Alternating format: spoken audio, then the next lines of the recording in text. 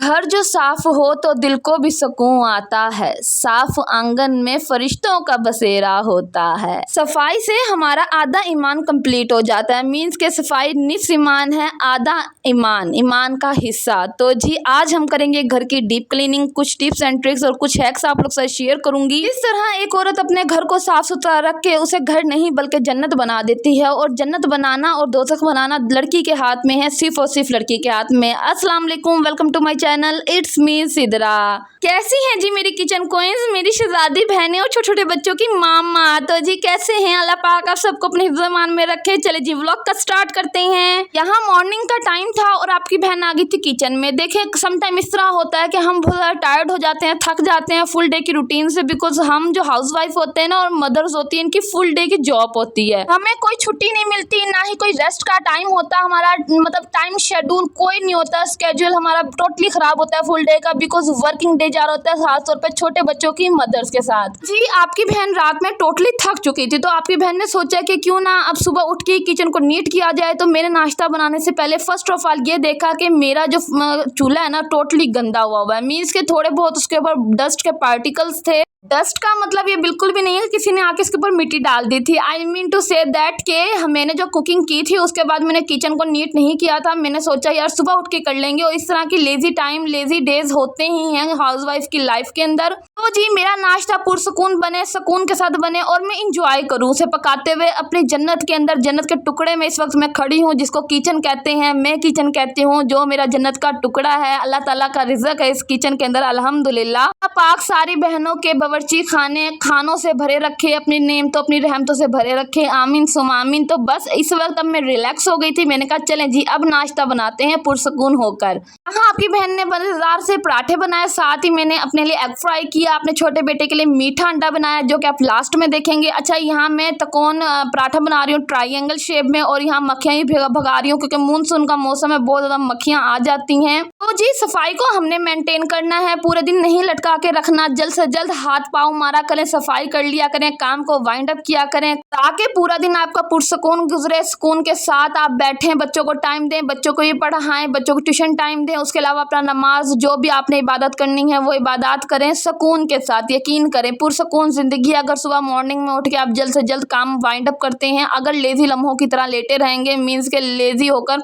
तो फिर तो काम वाइंड अप नहीं होता नजर आता ना। अच्छा जी स्टार्ट में मैंने एक शेर पढ़ा है, उसका कहने का मकसद यही है कि सफाई घर में रखा करें। देखिए हमारे साथ हमें नहीं पता कौन सी मखलूक हमारे घर में रह रही है, बिकॉज वो आबादी मीन्स के अल्लाह की दूसरी मखलूक, उसकी आबादी बहुत ज़्यादा है हमारी तादाद में। तो आई डोंट नो, हम नहीं जानते कि वो कहाँ है, किधर है, किस जगह पर है। और मेरी प्यारी बहनों एक बात अपने पल्लू से बांध लो कि नापाकी आपने घर में नहीं होने देनी। छोटे बच्चे हैं, आई नो यार, हर वक्त वो निकर उनकी चेंज करनी पड़ती है, बट कोई बात नहीं। जहाँ पर अगर वो कुछ कर देते हैं तो आप वहाँ पर हल्का सा टाकी लगा दें, पानी से बहा दें। इस तरह ये होगा कि आप सफाई को मेंटेन करके रखेंगे, ठीक है। घर के अंदर बिल्कुल नीट एंड क्लीन आपका घर रहेगा और आपको कोई प्रॉब्लम नहीं होगी। क्योंकि यहाँ आपको एक टिप और एक हैक बताती जाऊँ, वो क्या है। टिप तो है आप अपने पल्लू से बांध ले कि मॉर्निंग में आपने अच्छा सा ब्रेकफास्ट करना है, ताकि आप पूरा दिन आपका जो है ना एक्टिव गुजरे और आपके अंदर एनर्जेटिक आपका फुल डे गुजरे। अच्छा मेरी प्यारी बहनों, मेरे अंदर 2 हैबिट्स हैं जो मुझे चिड़चिड़ा बना देती हैं। नंबर 1 पे ये कि अगर मैंने एक सूट 2 दिन पहन लिया है इन समर सीजन, गर्मी के मौसम में अगर मैंने एक सूट 2 दिन पहन लिया, स्वेटिंग का इतना इशू होता है, पसीने से लथपथ हुए होते हैं हम, तो क्या होता है कि मैं टोटली चिड़चिड़ी हो जाती हूँ। और मैं ये कहती हूँ कि मुझे टाइम मिले और मैं कोई खास खूबसूरत सा ना हो, लेकिन एक प्यारा सा नीट एंड क्लीन ड्रेस पहन लूँ, ठीक है, जो मुझे जिसमें मैं रिलैक्स फील करूँ। तो एक ये हैबिट है और ये सारी होम मेकर और हाउस वाइफ के अंदर होंगी।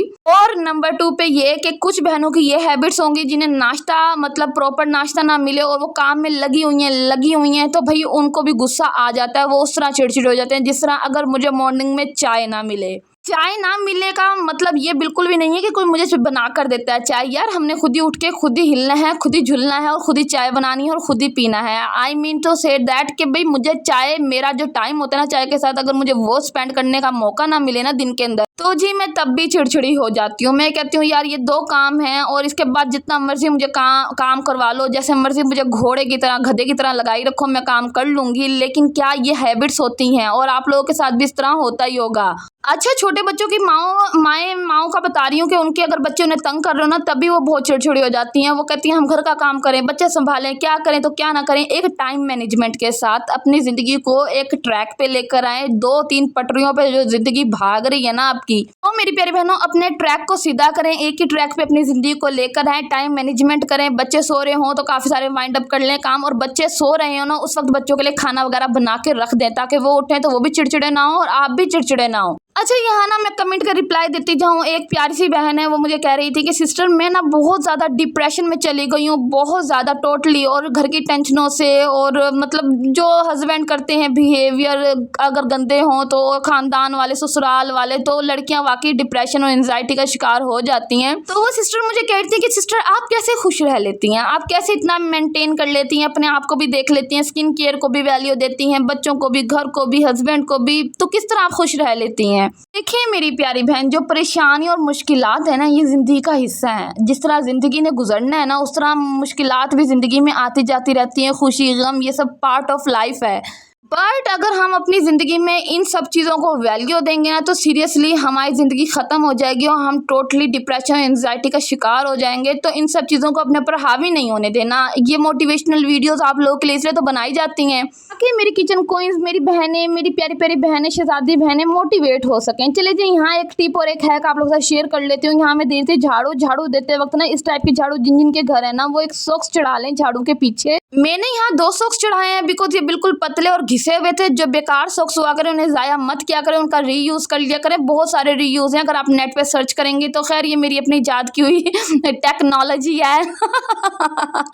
इससे ये होता है कि हाथ आपके रेडनेस नहीं होते, मतलब निशान नहीं डलते, ईचिंग वगैरह और लाइंस वगैरह नहीं होती आती। जब आप स्किन पॉलिश या ब्लीच कर रहे होते हैं ना, फिर वहाँ पे बहुत ज़्यादा जलन हो रही होती है, ईचिंग हो रही होती है। तो इस तरह आपके हाथ की बहुत ज़्यादा केयर हो जाएगी। देखो मेरी प्यारी बहनों, बहुत कुछ ना इंसान को इग्नोर करते हुए आगे बढ़ना चाहिए। लाइफ को अपने ऊपर बिल्कुल भी मत हावी होने दें कि आप डिफ़िकल्टीज़, मुश्किलात, ससुरालियों, इन सब परेशानियों को अपने ऊपर हावी होने दे दें। यार आपने जीना है, अपने बच्चों के लिए जीना है। आप बच्चों को देखा करें, उन्हें देख के खुश रहा करें। अच्छा, यहाँ पर ना मैंने ना आज चटाई धोई थी। चटाई की पूरी आपके साथ डिटेल शेयर करूँगी किस तरह मैंने इसे वॉश किया, क्योंकि मेरा बेटा क्रॉलिंग करता और वो गिर गया था बेड से। तो हस्बैंड ने कहा नहीं, दोबारा अंदर चटाई बिछानी है। तो यहाँ चटाई का जो मैंने लिक्विड रेडी किया उसके अंदर जी मेरे पास एक लिक्विड है जिससे मैं अक्सर फर्श वगैरह धोती हूँ। ये आपको कहीं से ही मिल जाएगा, मीन्स कि इतना कोई एक्सपेंसिव नहीं है, स्टोर से प्राइस में आ जाता है। तो जो कम प्राइस वाली चीज़ हो ना, तकरीबन उस पर हाथ रखा करें, मैं तो यही कहती हूँ। उसके बाद मैंने इसमें सर्फ ऐड किया, बस इसे मिक्स करके हम इसके साथ चटाई धोएंगे और चटाई हमारी बेहतरीन धुल जाएगी। खाली आप सिर्फ और सिर्फ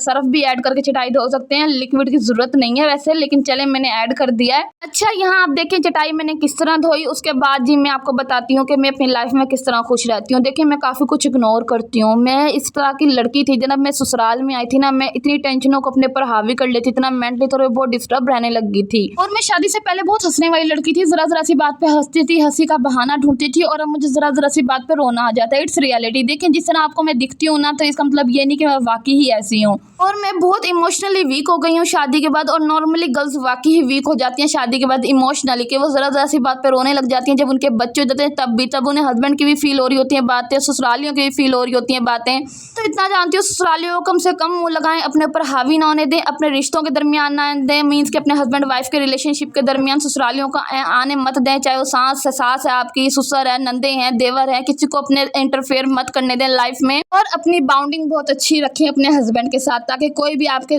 बीच में आके फैसले ना कर सके, किसी को अपने घर का बड़ा ना बनाए। बिल्कुल ये तो काम आपने करना ही नहीं ना। कोई भी मसला हो अपने हस्बैंड वाइफ खुद ही सॉल्व करें, किसी को अपने घर का बड़ा मत बनाएं। एक टाइम तो आप हर किसी को अपने घर का बड़ा बना लेते हैं या किसी एक को बना लेते हैं ना, वो उस टाइम बड़ा ही बन जाता है। उसके बाद वो फिर आपके सर में घुमा घुमा के जूतियाँ मारता है और फिर आपको जूतियाँ खानी पड़ती हैं।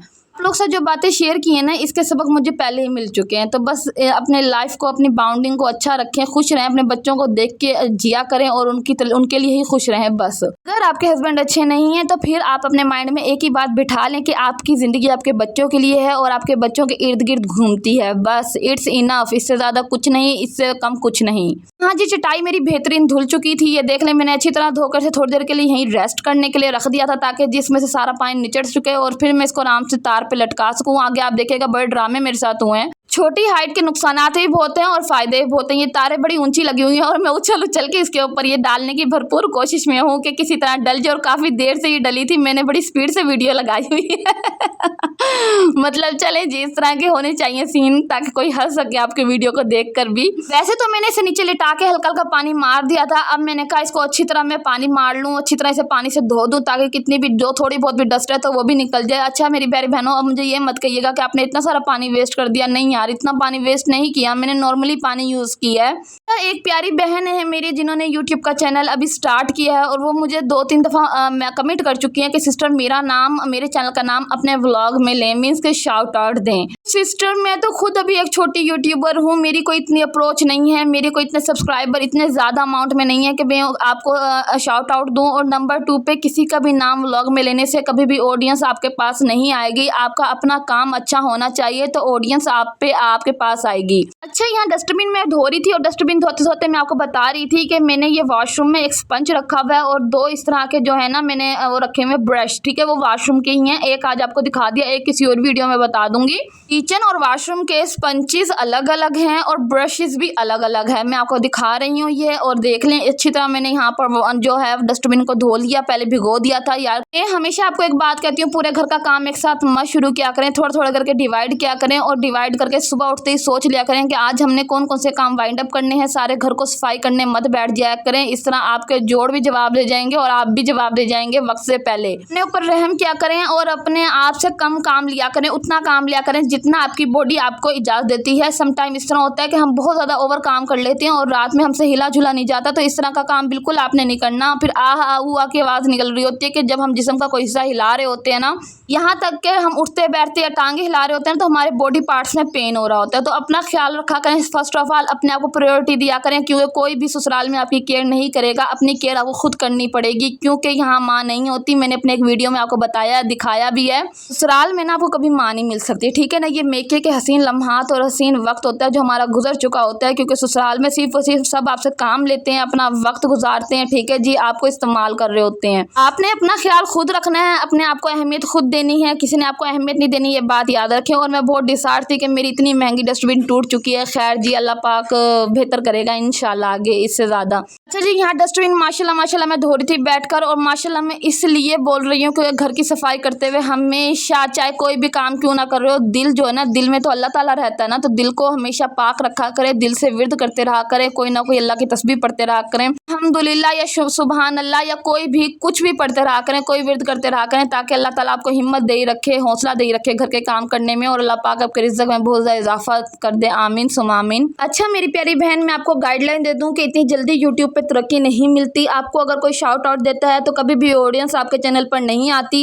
आपका काम देख के ऑडियंस आपके चैनल पर आती है। आपकी वीडियोस यूट्यूब वायरल तब करता है जब आपका कंटेंट अच्छा हो, बेहतरीन हो, और मैं कहती हूँ आउट क्लास आपका मतलब कन्वर्सेशन हो, ठीक है जी, तब आपकी वीडियोस वायरल होती हैं, तब ऑडियंस खुद आपके चैनल पर आती है, खुद सब्सक्राइब करती है खुशी के साथ। बिना हम किसी को ज़बरदस्ती कोई काम करने में मजबूर नहीं कर सकते। सेम एज इट इज़ कभी भी ऑडियंस को मजबूर नहीं किया जा सकता कि वो आपके चैनल पर विजिट करें। मेरी प्यारी बहन, मेरा चौथा साल है, हाँ चौथा साल है, मुझे 4 साल हो गए यूट्यूब के ऊपर ख्वार होते हुए, और मैंने बहुत कुछ सीखा है। 4 सालों में बहुत कुछ सीखा है। लर्निंग पॉइंट कभी ख़त्म नहीं होता है। फर्स्ट टाइम ऐसा हुआ है कि बड़ी यूट्यूबर मेरे चैनल पे आई हैं जिनका नाम मोमिनिया ATF है, और उन्होंने बहुत तारीफ़ किया मेरे कंटेंट की, मेरे हर चीज़ की, मतलब camera result, quality, voice over, उन्होंने तारीफ़ किया। वरना कोई बड़ा यूट्यूबर कभी छोटे यूट्यूबर को सपोर्ट नहीं करता। सिस्टर आपके चैनल पर मैंने विजिट किया था, ना ही कैमरा की कोई डायरेक्शन है, बहुत कैमरा हिल रहा है, आप कहाँ हो, कैमरा कहाँ है, कुछ नज़र नहीं आ रहा। ऑडियंस को जब तक आप सही से बोलोगे नहीं, अट्रैक्ट नहीं करोगे, आपकी जो वीडियो क्वालिटी है वो अच्छी नहीं होगी, वॉइस ओवर अच्छा नहीं होगा, तो ऑडियंस कभी भी आपके चैनल पर विजिट नहीं करेगी।